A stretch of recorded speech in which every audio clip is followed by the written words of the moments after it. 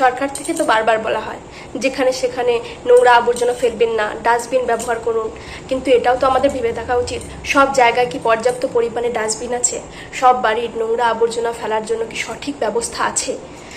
আমাদের এখানেই যেমন আবর্জনা ফেলার জন্য নির্দিষ্ট কোনো জায়গা বা ডাস্টবিনের ব্যবস্থা নেই, তাহলে প্রতিদিন বাড়ি থেকে বের হওয়া নোংরা আবর্জনাগুলো মানুষ কোথায় ফেলবে?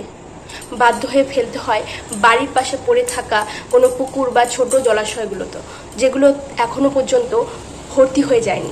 দিনের পর দিন আবর্জনা জমছে, জল দূষিত হচ্ছে, ধীরে ধীরে হারিয়ে যাচ্ছে আমাদের পুকুর বা জলাশয়গুলো, যে জলাশয়গুলো একসময় বৃষ্টির জল ধরে রাখতো, আমাদের পরিবেশকে ঠান্ডা রাখতো, আমাদের জীববৈচিত্র্যকে বাঁচিয়ে রাখতো, সেগুলোই ধীরে ধীরে ভাগাড়ে পরিণত হচ্ছে।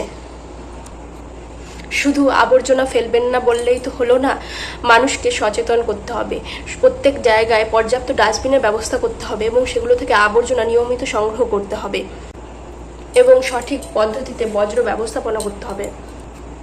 কারণ আজ যদি আমরা আমাদের পুকুর বা জলাশয়গুলোকে রক্ষা না করি, তাহলে এক সময় এমন আসবে আমাদের ভবিষ্যৎ প্রজন্ম শুধুমাত্র বইয়ের পাতাতেই পড়বে এক সময় দেশে অসংখ্য পুকুর ও জলাশয় ছিল। পরিষ্কার পরিবেশ গড়ে তোলার দায়িত্ব শুধুমাত্র সাধারণ মানুষের নয়, সেগুলোর ব্যবস্থা করার দায়িত্ব প্রশাসনের। তাই শেষে একটা কথাই বলবো, জলাশয় বাঁচান, পরিবেশ বাঁচান এবং ভবিষ্যৎ বাঁচান।